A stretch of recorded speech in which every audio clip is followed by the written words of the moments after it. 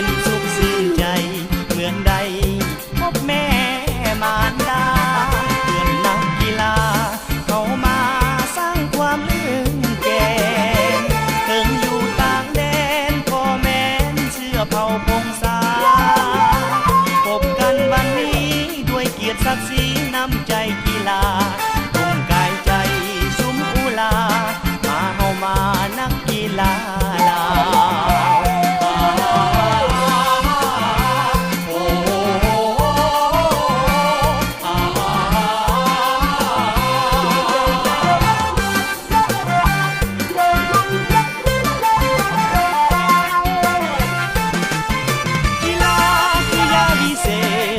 ประเภทกายกรรมกีฬา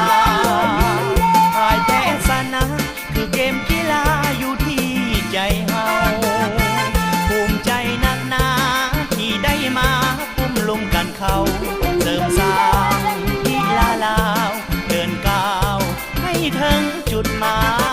ยสุขใจยิ่งเหลือเมื่อมาพบผ่านพวงชน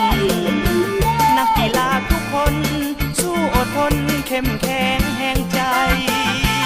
ก็อย่าได้ท้อสู้ต่อให้บรรลุเป้าหมายมาเกิดเพื่อนมาห่วงใจก้าวเดินไปนักกีฬาลาว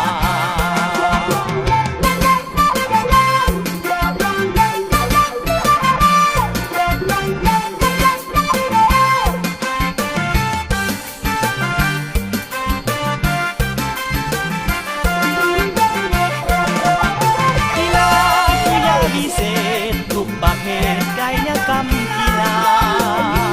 พ่ายแพ้ชนะคือเกมกีฬาอยู่ที่ใจเฮาภูมิใจนักหนาที่ได้มาพุ่มลุมกันเขาเสริมสร้างกีฬาลาวเดินก้าวให้ถึงจุดหมายสุขใจยิ่งเหลือเมื่อมาพบผ่านพวงชนนักกีฬาทุกคนสู้อดทนเข้มแข็งแห่งใจขออย่าได้ท้อสู้ต่อให้บรรลุเป้าหมายมาเกิดเพื่อนมาห่วงใจก้าวเดินไปนักกีฬา